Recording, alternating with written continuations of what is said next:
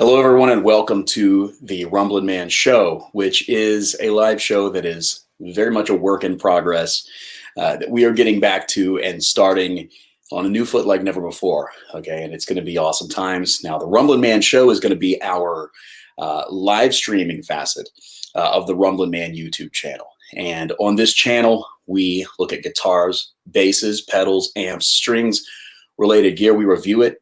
We get the best info to you that we can. We also bring guitar players and bass players alike together, discussing various facets of music, whether that is country music, rock music, or even praise and worship music. That's all discussed and all taken a look at here on the Rumblin Man channel.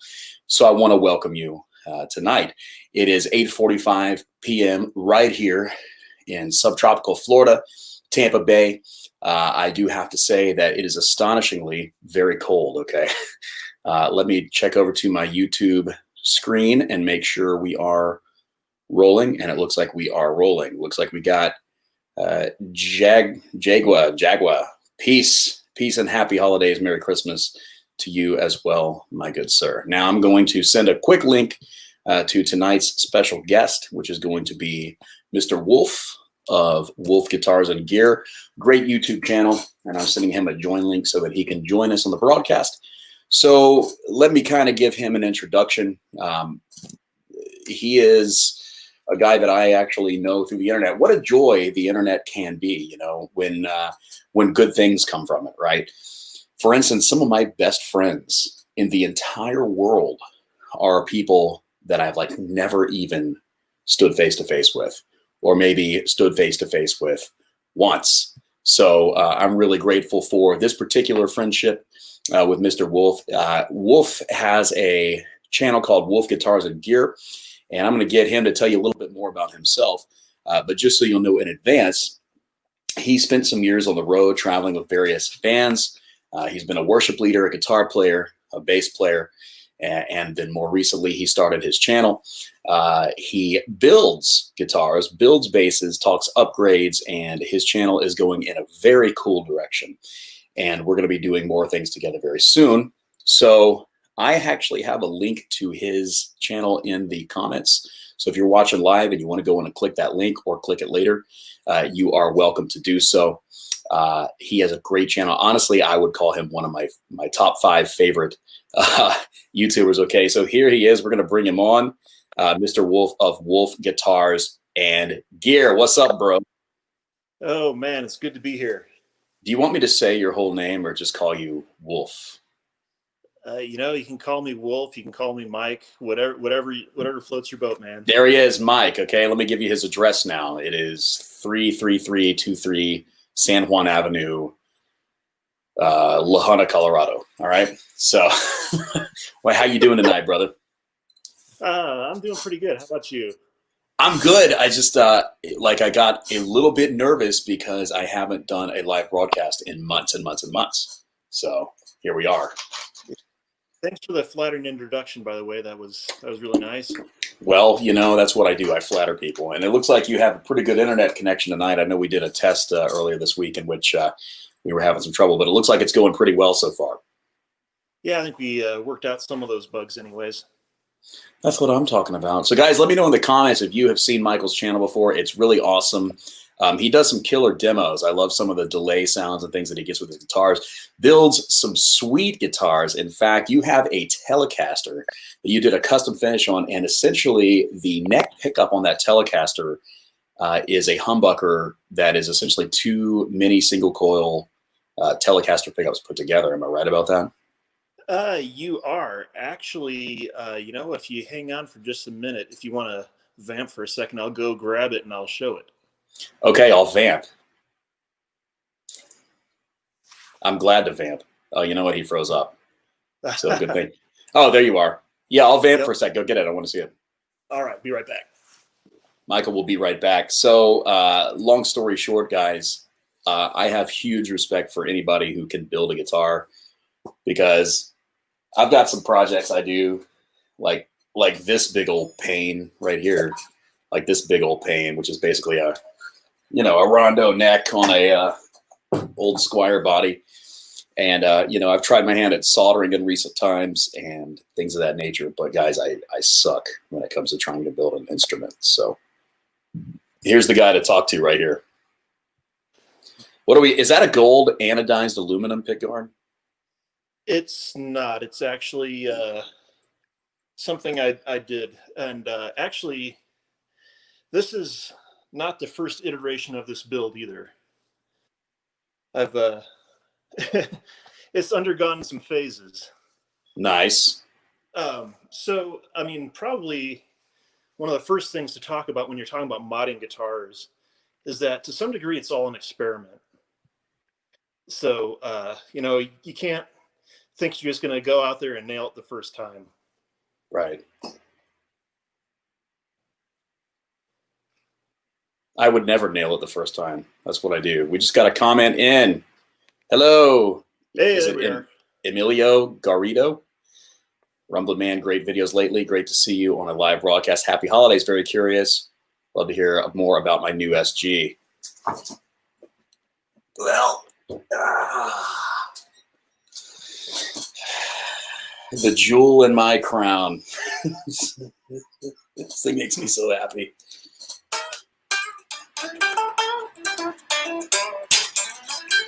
So this has showed up in 2 videos lately. This is a 2013 SGJ, Gibson SGJ, made in Nashville. Mike will be back with us in just a second. We're having some connectional issues, so he's going to try reconnecting real quick. But yeah, it's a Gibby. It's the full-blown thing. I remember like the year after this came out, playing one in the store, really loving it, but we did have some tuning issues, so we tried the big bins, and that helped a little bit in one video. And then in one of my most recent videos, we went to Jeff's house, and we said to my guitar tech, Jeff, why is this guitar not staying in tune? And he showed us a couple tricks and tips. So Michael, tell me this, if your guitar is not staying in tune, one thing we talk about a lot here on the channel is we want the best performance out of our instruments. So, there's about 10 or 11 different things that could happen, most related to friction. But what would you say would be the top few reasons somebody's guitar might not have the ability to play in tune? Well, you want to start with anything.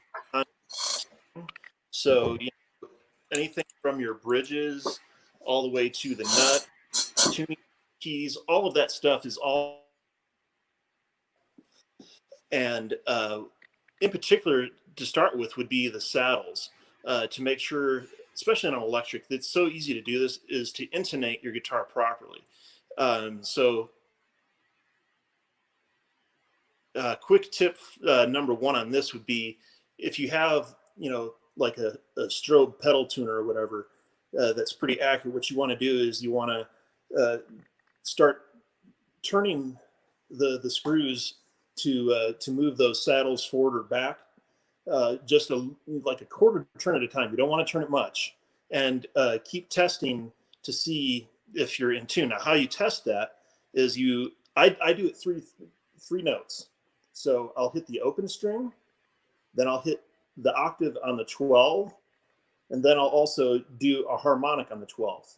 And they should all come to the exact same perfect dead on note for it to be perfectly intonated.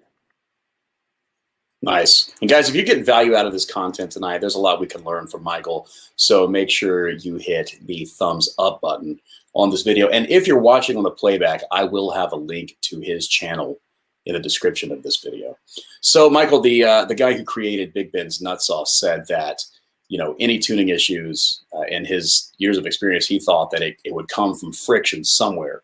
And so in my experience, that's either going to be the bridge, the nut, a string tree, or the tuners themselves in some cases. Yes, that's also true. The other thing to keep in mind too is also your truss rod, because if your neck has excessive bow or going back the other way, so if it's either humped out this way or bowed back that way, either way, that's going to cause a distortion in that neck as far as what the difference between those frets are, as well as the tension and the ability. Something you'll also find if you have your action you've tightened your truss rod too much, when you go to play some of the notes higher up, you're probably going to wind up running into some fret buzz. And sometimes it could be so extreme that you even wind up ghosting a note kind of harmonically off those when you're playing.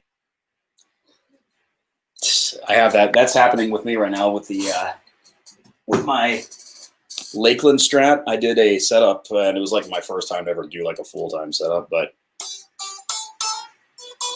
I'm having that happen some on the E string right now, these ghosts. And you can hear that fretting out noise down here. Yep. And I don't know when it happened. It could have been the change of the weather, Michael. Now, I know that you are in what I essentially would refer to as the Pacific Northwest, even though you're technically out of those borderlines. But I need your sympathy because it is extremely, extremely cold here in Florida. If I can find the temperature here on my phone, we are way down there here near the Gulf Coast. Can't even find the temperature on my phone. It's so cold.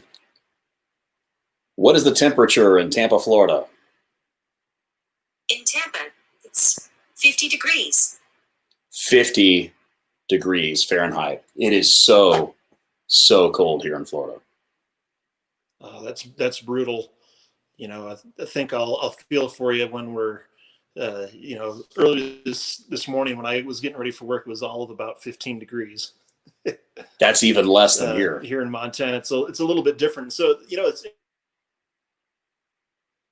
point though, just because, you know, we do live in different climates. You live in Florida where it's hot and humid, and I live in Montana where it's cold and dry.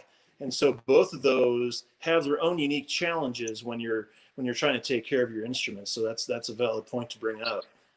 And the funny thing is, 2 days ago here, it was still kind of summer. Like we were wearing shorts and T-shirts, and it was kind of hot. You know, I had the air conditioning pumping. And then today, it is just the ice cold dead of winter. Check this out. Who is this man? Never heard of him. Stephen Whitney. I have heard of him. He wants us to come to New York, but I'm kind of scared of New York. Power forward. It was mid-40s this morning on the Treasure Coast. Hey, brother Power Forward. So where's the Treasure Coast? Is that here in Florida? I know Treasure Island is not too far from me, but I'm not sure where the Treasure Coast, or is that the Eastern Coast? Let me know. So, Michael, why don't you tell us a little bit about this sweet Telecaster? I want a lowdown of the things that you did in your most recent overhaul. Well, actually, the most recent project I did was this one that you wanted me to go get, was the Telecaster. So, like I said, I've gone through a few different versions on this. Nice.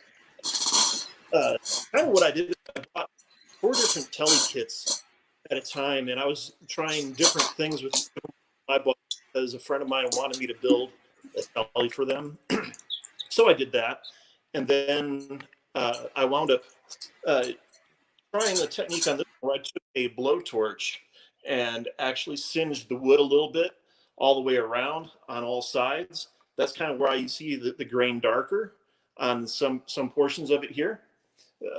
And so once I did that, I sanded it back, and then at that point I thought it looked pretty cool initially, and so I just kind of clear coated it and left it.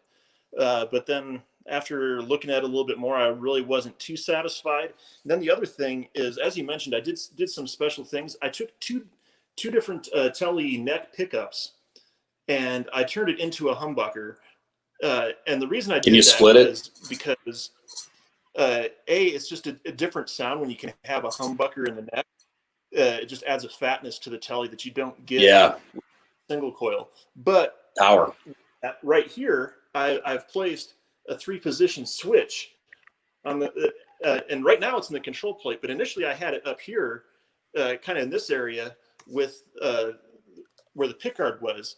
And as I was messing with it, I found that as I would strum, I'd hit the switch, and so it was kind of annoying. Like I said, it was cool, a cool process. And like I said, I have a little bit more on my channel about how I go through that blowtorching process, because I've done it now several times on a few guitars. And I think it has a cool effect to bring out that grain, especially on some of these cheaper kits that are just, you know, a basswood body that most people don't really think is that nice of a looking wood. But when you treat it right, it can come out really nice. Nice. So this fall I did sand it back down, and I added blue and green RIT die. That's one of my secret weapons. Is you can find it in your local grocery store. The little $2 RIT dies. You can. It's a little trick I actually learned from watching Dan over at Guns and Guitars. He's used it several times as well. And so that's another channel. If you're interested in building kits and modding kits, I would also highly recommend his channel. I've learned a lot from him. And so, like I said, I went through and added this other color, and then I took the white pickguard that I had originally with it, and I just used spray paint, just a gold spray paint on there. It was again, it's a test. As you can see, it's kind of wearing out here where I've been playing a little bit, so maybe it wasn't the greatest thing, but just as a little test, it's okay. And then, of course, like I said, I moved the switch from there in between the two knobs there, and I reversed the control plate because I just find that it works better. And in that, I also reversed the knob so that even I didn't just take the plate and flip it to where this is the tone and that's the volume like it would normally be. This is still the volume, that's still the tone. That way you can still reach in here and do your swells, and you have your switch out of the way back here, so you're not going to hit it as you're strumming. And so I think that when you're modding, that's always a really good thing to do, is just kind of think about the functionality of what you're doing. Is what I'm doing going to increase the playability? Is it going to make it easier for me to play? Is it going to give me extra tones? And so, again, back to this 3-position switch, what I did is I wound up taking magnets and flipping the polarity of the magnets on one of these. And then, since it was just a single 2-wire pickup there, you just reverse the way that those are connected. So the ground becomes the hot and the hot becomes the ground. And then you have it reverse wound, reverse polarity. Nice. And doing so, it creates that hum canceling effect here. And so then with the 3 positions, I have it set up so that in the center position, it's a standard single coil. So you have your regular telly sound with the bridge and the neck possible. And then, like I said, you put it down, you have a parallel connection between the two pickups up here in the neck. And you go the other direction, you have the series connection. So it gives you basically 3 different sounds out of that neck position for a total of 7 sounds out of a telly. And like I said, it's also kind of cool because it also, just based on the output level differences between those 3 options, between the single coil, the parallel, and the series, it gives you 3 different step ups in volume. So it actually, in a sense, also acts as a blend knob between the bridge and the neck. So that's actually kind of a really cool thing that I did, where I kind of balanced that out to where it's perfect when you're using the humbucker, but then it kind of backs off that neck position a little bit, so you get a little bit more bridge in those other 2. So I don't know. That's just how I did it, and I think it's interesting. Certainly is a fun experiment for sure. So we got some questions coming in about your instrument. So for one thing, Power Forward is from Port St. Lucie, Florida. So you're right here. I don't know where that is, actually, as much as I know this place. And then, oh, give me a break. And he wants to know, are you the same Wolff Guitars that makes and sells 4, 5, and 6-string basses? No, I'm not. Unfortunately, I wish I had that from building these things. But speaking of that, which is something that you and I have chatted about once or twice, do you have continual thoughts of actually producing some guitars that you can sell under your own brand?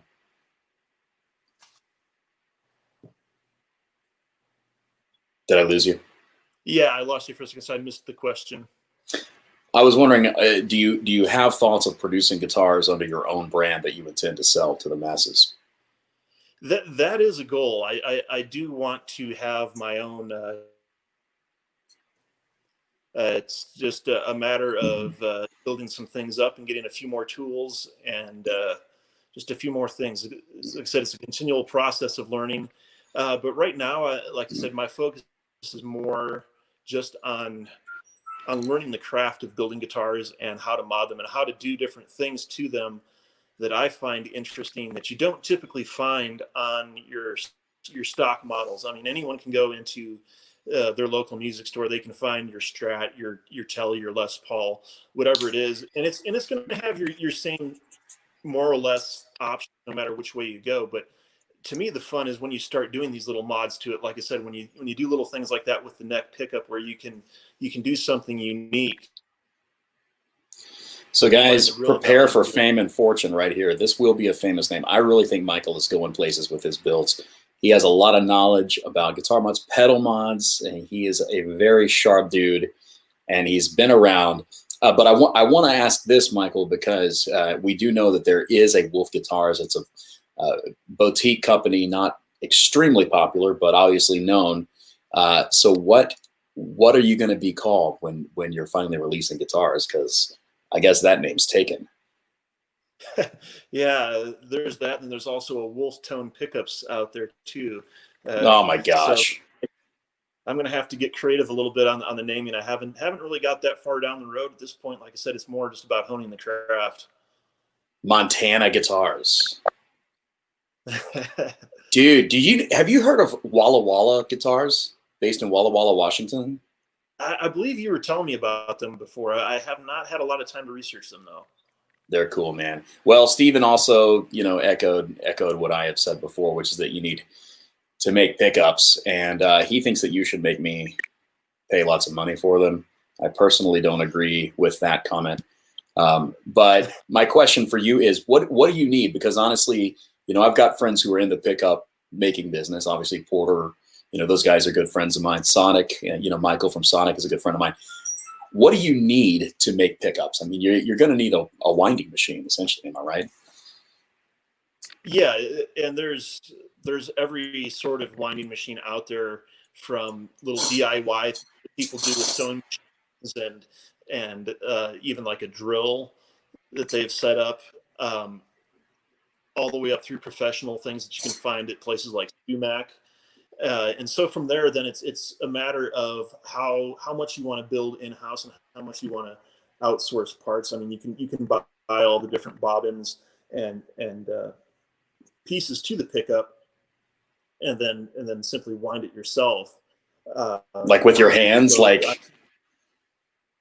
Oh no! Like I said, that's why you use like some sort of mechanized turning device. Like I said, whether it's a drill, a sewing machine, or a professional pickup winding thing. I've seen right. people doing it all sorts of different ways, and so you just, it's a matter of getting the pieces and putting it together at that point. Or I've seen people even go the route of taking various pieces of wood and making their own flat work out of that, and that's I think really cool, because you can get some really unique looking things. So instead of having a plastic cover on your instead of the white plastic you can see on the top of, like, let's say a zebra humbucker or whatever, it could be just a wood finish, and I think that's just a really cool look. So there's some room to do some different things with it aesthetically, as well as like whenever you're doing something by hand like that, you can kind of fine tune it to what you like to hear out of each particular type of pickup.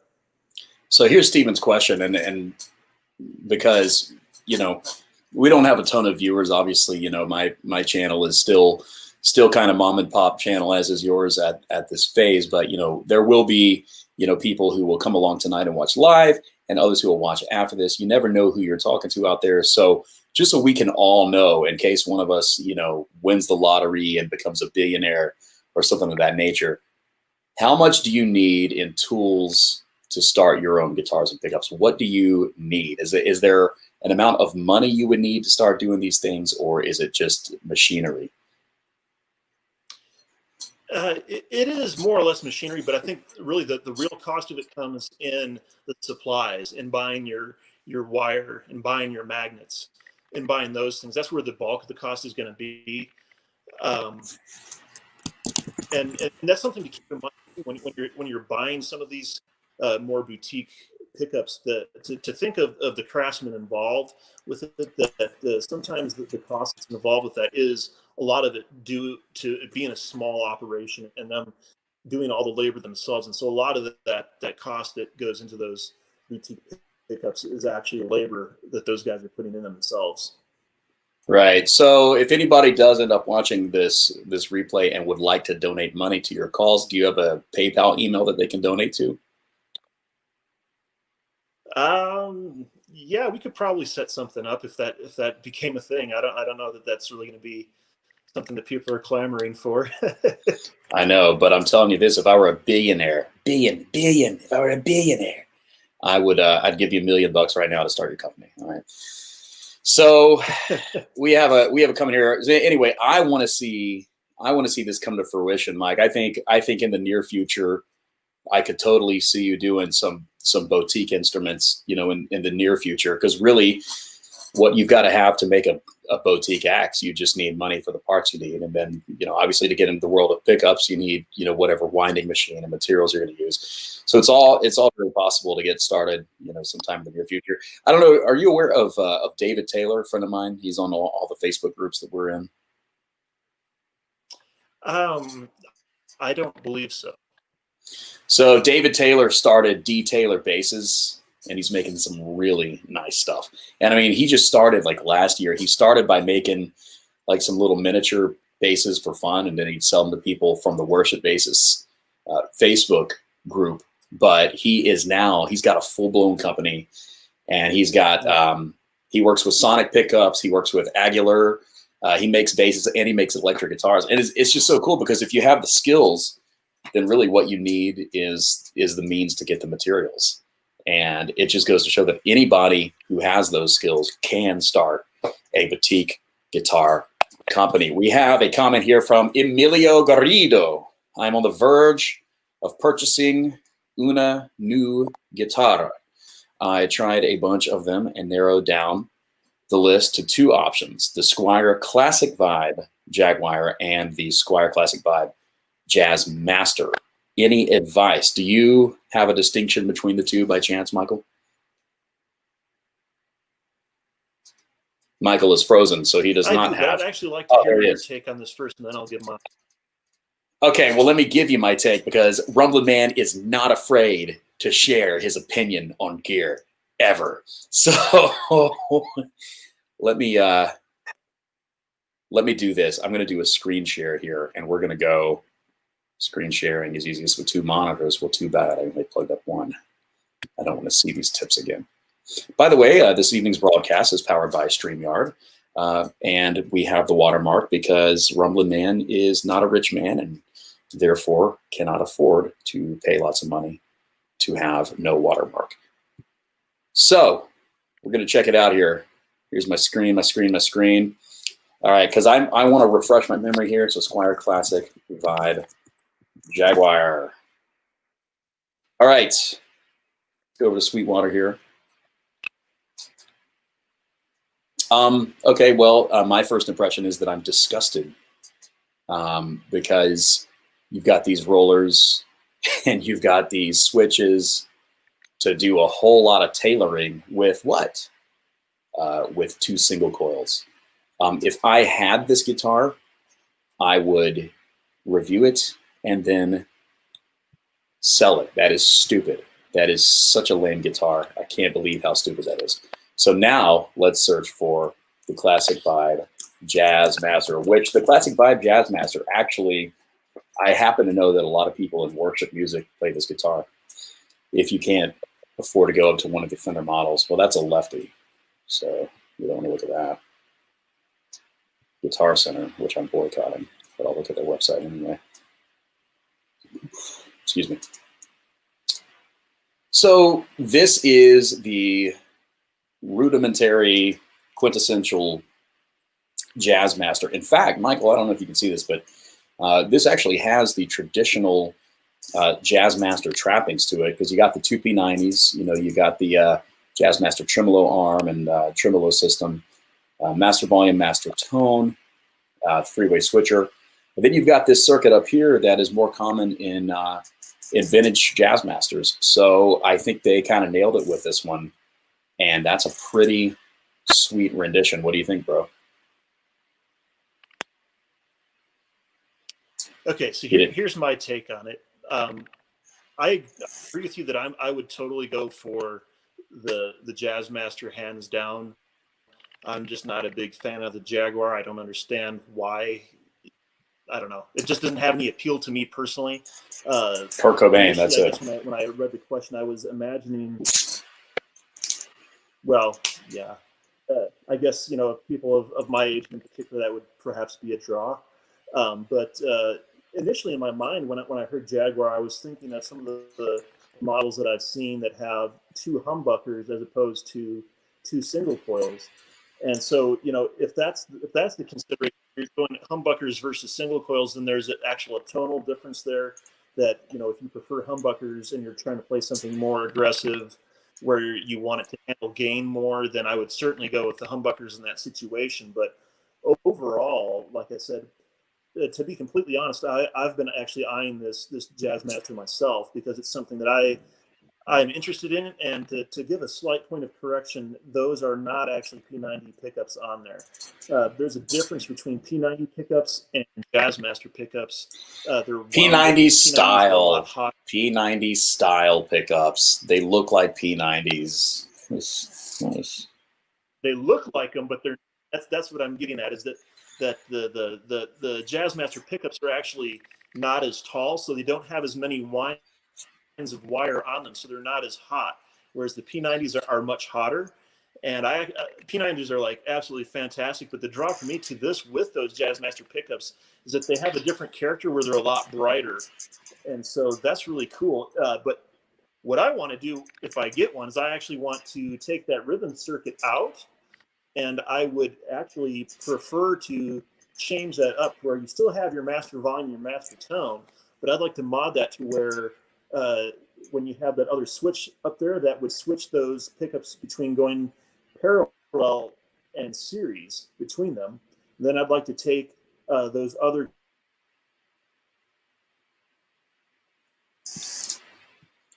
I believe Michael froze up a little bit here. Yeah, we lost him on a freeze, but we'll get it back in just a moment. So, Emilio, my personal master volume stretch style. Bro, I didn't get anything you said in the last minute.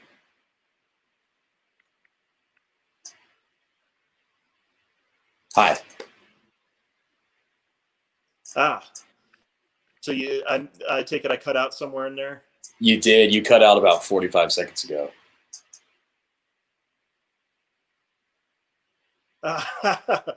Oh, jeez. Okay. So Mike, it looks like we're dealing with latency. Jazzmaster was to take that rhythm circuit out. Okay, let me get out. I'll come right back in. Yeah, because you're hearing me like 30 seconds later right now.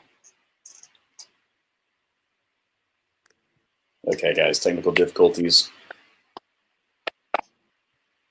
So, Emilio, so my tendency is like when I look at a guitar online is to either love it or hate it.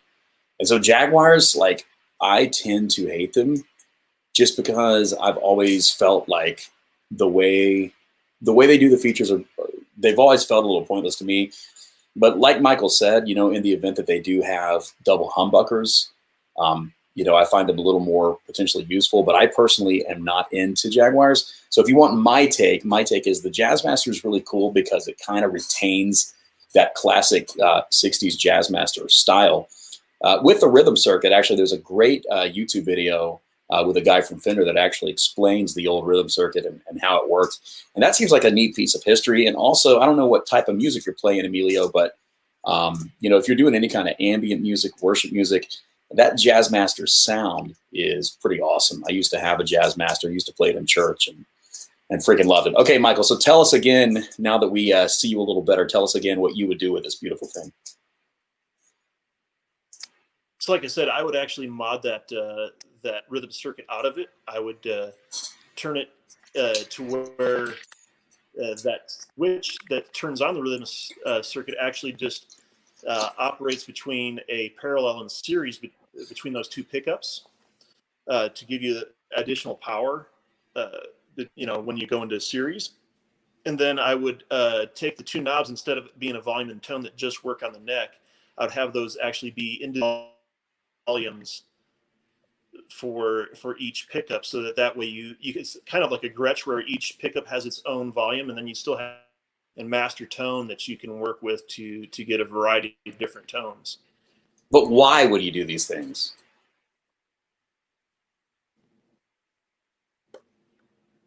as a philanthropist. I'm sorry, I missed the question. But why? Why would you do these things? Because for me personally, like part of the appeal for me is the old rhythm circuit.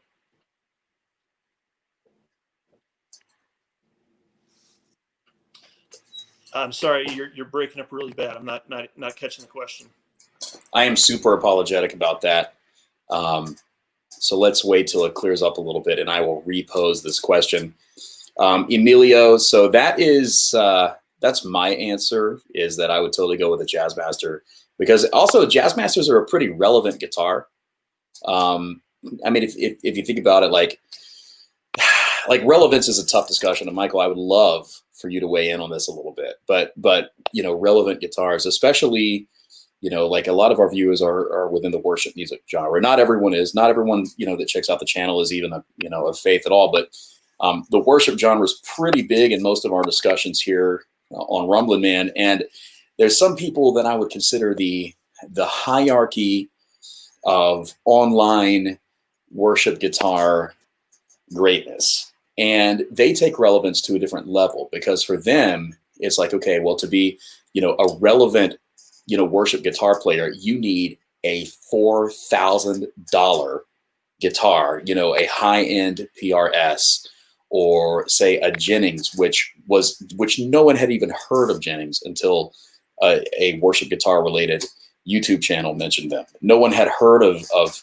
you know, of some of these companies, much less some of the pickup companies that some of these guys go with.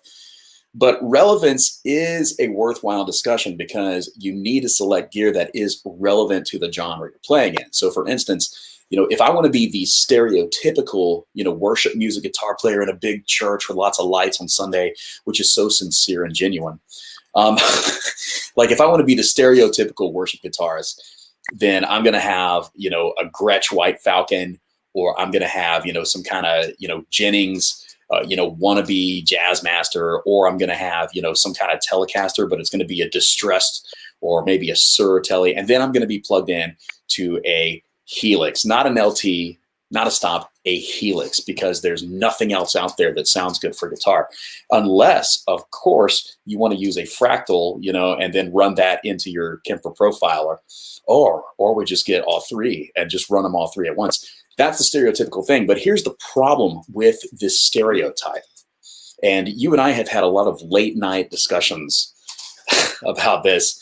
And me and Steven have had a lot of late night discussions about this. But the problem is this, is that if you want to roll with that kind of rig, that kind of live rig, you know, to play in church or wherever you're playing, we're talking probably a grand total of 10 grand invested. And the average human being does not have 10 grand to spend. The average American does not. The average worship musician does not. And, you know, a full-time church worship leader sure as hell does not, because they're getting paid shit to do what they do. So, you know, my question is, you know, how do we stay relevant, like use gear that's relevant to the genre without going with these big brands? Because I think it's more of a style, a general style, you know, type thing. For instance, you know, in worship music, we don't see Ibanez shredder guitars. We don't see an Ibanez, you know, HS8 Super Strat with a Floyd Rose. You know what I mean? You don't play that.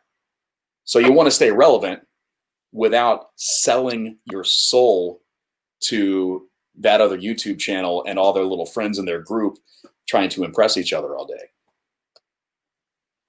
You know what I mean? And that's kind of, you know, I agree with what you're saying there. There's no need for you to spend ridiculous amounts of money to sound good. Honestly, one of the, I think it was 2 or 3 videos ago, I put out a demo on the K-Line Pure Sky, and it's a $27 pedal, and I was playing this guitar right here, and I was playing also through my PV amp. So all totaled, this guitar here, I picked it up. It's a Squire, Indonesian Squire Strat, that I picked up for $60 used from the local music store. And then I did some different mods to it here, where I put in the HSH configuration. These are $20 pickups I got from the Fretwire on Amazon. This is a $10 pickup I picked up on Amazon. And then I just picked up the rest of these pieces from Amazon, put this together, less than $120 all in on this guitar. And like I said, my amp was $300, but the tone that I had when I recorded that video, like I said, $27 pedal, $120 guitar, $300 amp, and it sounded as good as anything else I've ever heard. Exactly.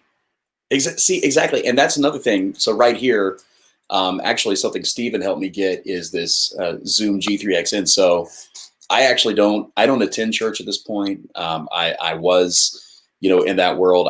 I'm not even currently going to church or playing at a church, not currently, really part of the worship music world in that regard, but I am doing some studio stuff within the worship music genre as I'm a producer for Loop Community. And so I come out with a lot of worship tracks for them. And so, I do have 5 guitars in here, 5 electrics in here, and they're all pretty sweet, but not a single one is like some super expensive boutique. I've got like the most expensive ones I have in here, like I've got the Lakeland and my Fender Telly that would each run around $1,000, right? And then I've got a Mexican Strat that's pimped out, FGN Strat. I've got the Gibson, SG. So I've got some good guitars in here. And then, my unit is what Steven sent me, which is the Zoom G3XN. That it's like a $215 unit. But when I produce these worship tracks, I can get the same kind of quality sounds. I might not have as good amps or IRs, and may not to the level of effects as some of those guys have, in their systems, but I'm able to get the sound. Because if you have an ear that's trained for good mixes and good guitar effects, I can get those sounds that are needed for, the worship tracks that I produce. And they are pretty dang good sounding effects. And lo and behold, so it's very possible that some of these same stereotypical guys spending all the money, their church might actually be, using a track in their service that I produced using budget equipment, and they don't even know it. They don't even know it, man. Which is pretty crazy. And I do stay involved in the in the worship community as well, via worship-based tutorials and guitar tutorials here on the channel. I don't really go to church right now. Do you go to church, Michael? As you can see from the look on his face, he's angry. Currently, at the moment, I'm not really plugged in at the moment either. Yeah, me neither. Me neither. And that's an interesting thing, because I would like to think that that church in general, or the church, which the general definition of church is off from what it actually means.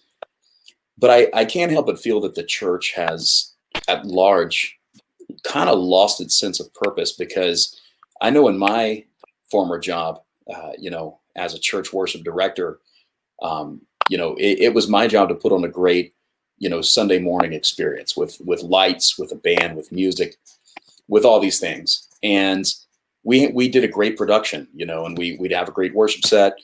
Then we'd listen to a pastor preach for 35 minutes. But really, I think that we've lost sight of what it really means, to be church at all. I think that Christianity, modern American Christianity, has placed, such a focus on production and having the right equipment and having, some kind of Sunday service that's going to be friendly to everyone. I think we've lost sight of the things we're really supposed to be doing as the church. And maybe we've even lost sight of some of the teachings of Jesus Christ. The simple and most important things: love the Lord your God with all your heart, all your soul, all your mind, and your strength. Then love your neighbor as yourself. Are we still teaching these things in the modern day American church? Or are we really just putting on a show, and then some guy is going to come up with, thick rimmed glasses and a Bible, so he looks really educated because he went to college to learn Greek, and now we're going to listen to him talk, and then we're going to leave, and our lives are not going to change whatsoever? Have we lost the big picture of what the church is and is supposed to be? I think so. And, I think if you get down to the heart of the matter, if you research what was going on in the book of Acts and in the early church as you read through the New Testament.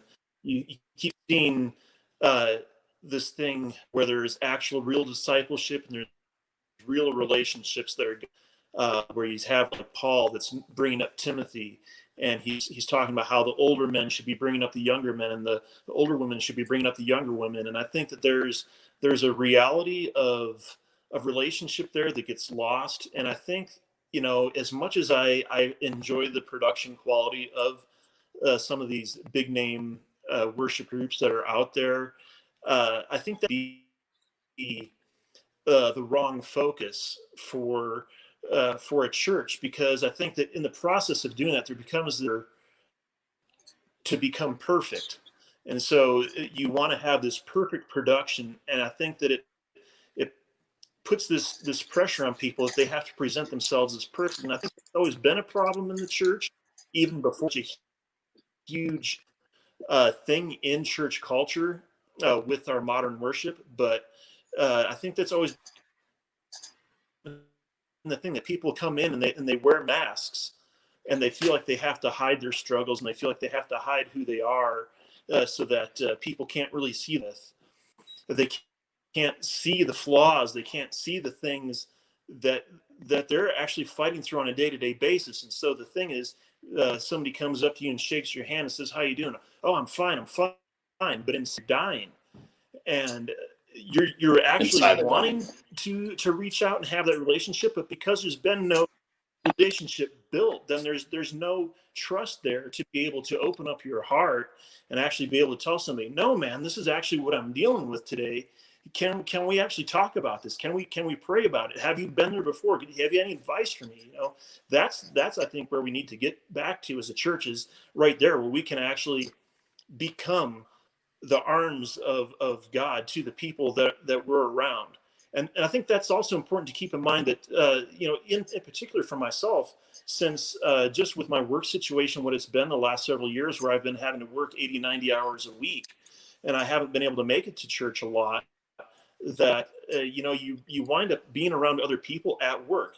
And so all of us are placed kind of strategically in our lives around all these other people. And so for us to have this idea that ministry is church, or that church is ministry, is, I think, completely wrong, or that the minister is the one who's supposed to be doing ministry. No, the call of Jesus was to go and make disciples. And so all of us where we're at are supposed to be the ones that are out there, and we're impacting those other people that are all around us just organically throughout our daily business. I mean, what about the person that you work right next to? Have you told them about Jesus? When they're going through a rough day, have you talked to them? Have you prayed with them? Someone's sick, lay your hands on them and pray for them. You know, I've done that before at work, and I've seen people be healed that way. And do I do it as much as I should? Honestly, no. I'm far from perfect on this. I have a lot of growing to do in that. But in lieu of being able to be at a church and knowing that ministry is kind of what I'm called to do, I've never let that stand in my way of taking advantage of those opportunities, even though I need to be doing more. I've never let that stand in my way to try to be Christ and to try to love the people around Christ. Amen, man. And I'm totally in agreement with all that. And the interesting thing is, you know, that's probably true of your channel and my channel. Not everybody who watches is a person of faith, or much less Christian faith. You know, we get a lot of different things, but I think the relevant thing that if you're not of Christian faith, I think the relevant thing that you can learn here is that, you know, so much of what has turned people off of Christianity has been actual Christians themselves. I believe it was Gandhi that said, you know what, I love your Christ, but your people are so unlike your Christ. Well, if people are walking that way, if people are walking in a way to where they're judging others when they have no business judging others, they're being hypocritical. You know, they are saying, you know, you suck, you're a sinner, things like that. They're really not walking the way they should be. They're not really walking as a Christian, whether they are deep inside or not.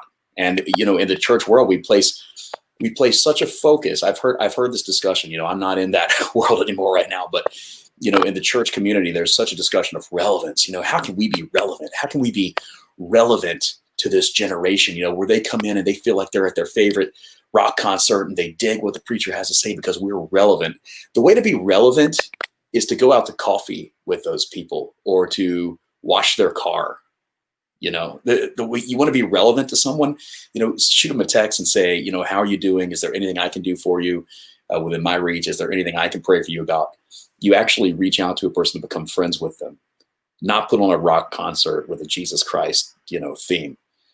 I think that the church is not all of the church, not the global church, but I think the American church has very much lost focus on what it means to be relevant. And I don't think that Jesus Christ would be cool with that.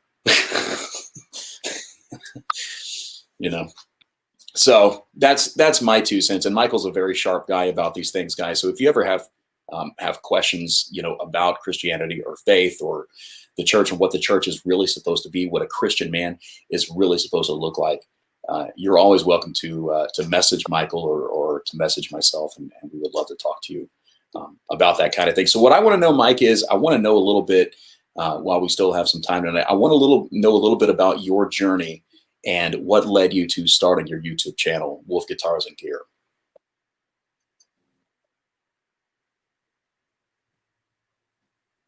Man, that guy can stay still. Well, like I said, we were talking about this a little bit the other day, and I think the focus at this point going forward is going to be a little more on doing different mods to guitars, and I'd even like to open that up to the general public. I mean, if you have you know, a Strat that you would love to have modded out, I'm totally down to do some work on that and maybe do something unique for you.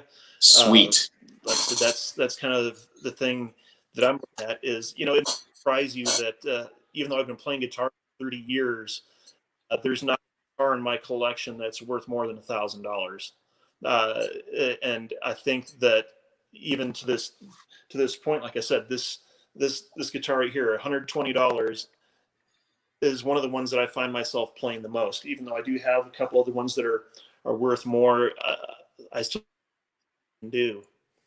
And so, you know, teaching people what they can do with just a few simple mods that don't really cost a whole lot of money and how they can get so much more out of their instrument, to me, I think is just a really smart way to go with your instrument, so you can get more bang for your buck.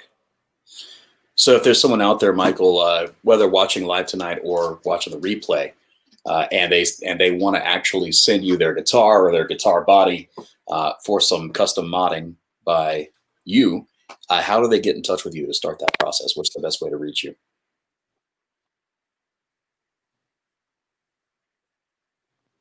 "30-second delay." I'm sorry, you were lagging really bad. I didn't hear the question. Dang it. I was just going to say, if somebody wants to, somebody's interested and they want to, you know, work with you, they want you to mod their guitar, you know, send a body to you or something, what's the best way to get in touch with you to start that conversation? You know, honestly, you can message me on Facebook, and we can start going that way. You could leave a comment on one of my videos, and we'll find a way to reach out to one another and get something happening. Awesome, brother. Well, I know you said you have some work to do tonight, so I don't want to keep you too much longer. Do you have any closing words of encouragement for us?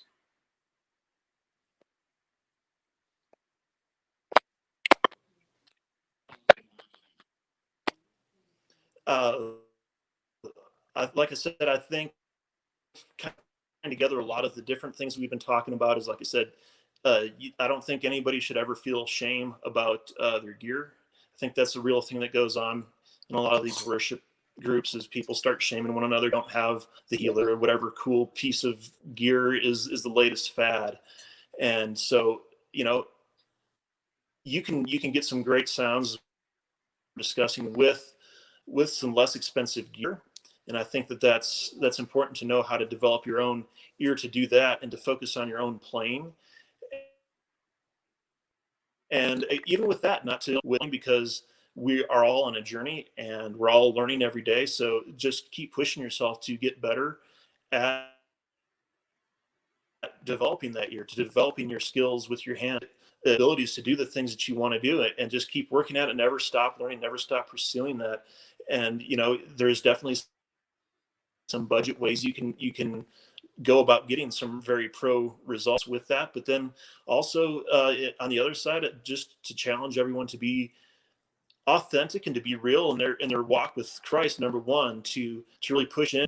I really feel like, just with the way things are in the world, everything's so uncertain here in 2020, that it's really important that we just really push into that relationship and really learn how to hear the voice of the Father, and to share our concerns with Him, and just to nurture that relationship. And then from that, to be authentic and real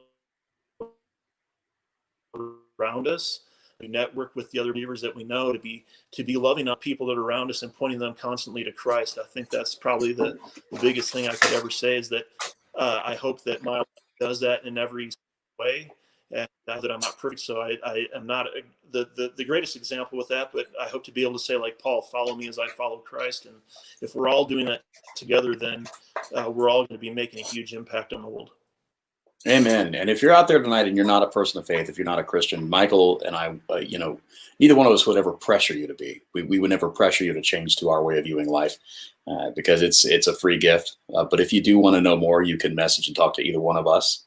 I'm going to be joining in those to have gear modded by Michael Wolff of Wolff Guitars and Gear, because I'm going to send him this. This is coming your way, Mike. So have fun. Essentially, guys, I'm a PJ guy, and this is not a PJ bass, but Mr. Michael Wolff out in Montana is going to make this into a sweet PJ bass for me. So definitely be watching my channel and his, because we're going to have some, this relationship's not going to change. We're going to have some very cool collaborations coming up. And Michael, we will have you back on the show sometime very soon. So thank you for being with me today. Dude, it was my pleasure. Anytime. We should definitely do it again, because we could definitely go for several more hours and hopefully have a better connection next time.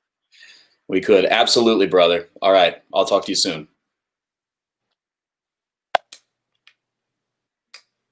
Peace out, as Kid Dynamite said to Napoleon.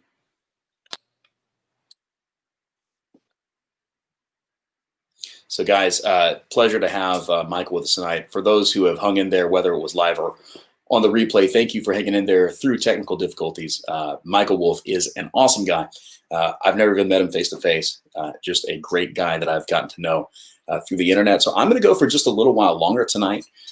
Michael mentioned to me earlier, before we went live on the broadcast, that he had a little work that he needed to catch up on this evening. So very kind and gracious of him to join us while he was able to. So I want to say thank you once again to Michael Wolff for coming and being a part. And thank you to his family for lending him out to us this evening. I know that Michael has children and spouses like we all do. So very cool. I want to open it up to any questions we might have tonight, or any objects of chat that you guys have. I want to go for just a little while longer. And I do want to say I hope to do the Rumblin Man show more often.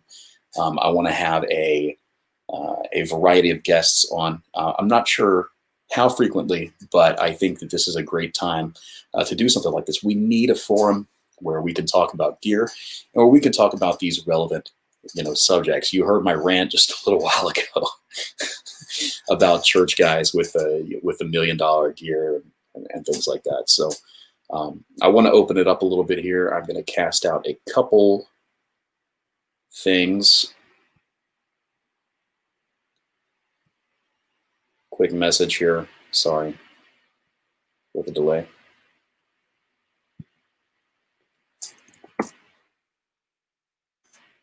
That was weird. So up next on the Rumblin Man channel, we're going to be working with Michael some more, doing some mods with him.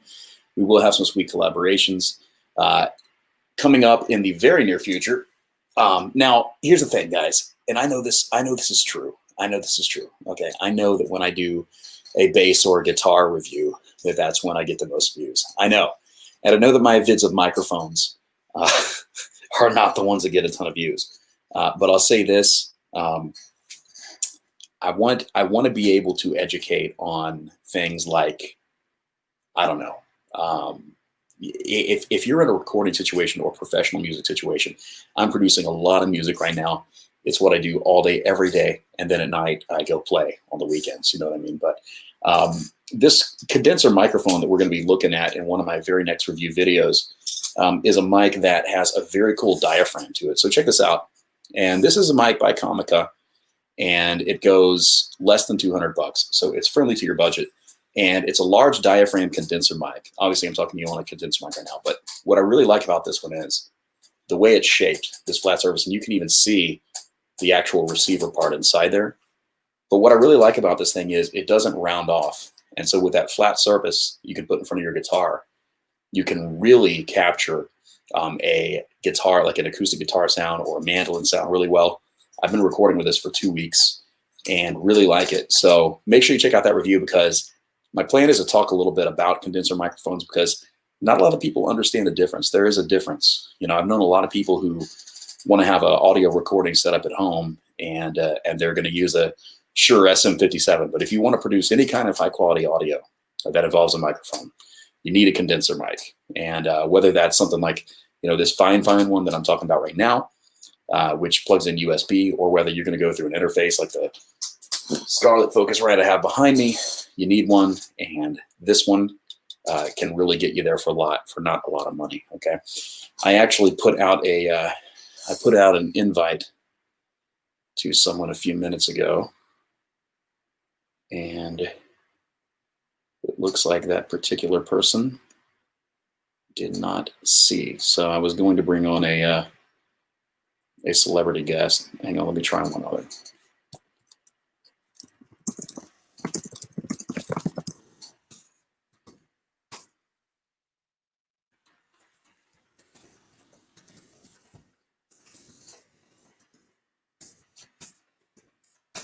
I had to put the word out to a couple potential celebrity guests that could just kind of pop on and say hi. I'm actually not going to go all night. I'm just going to go a few more minutes.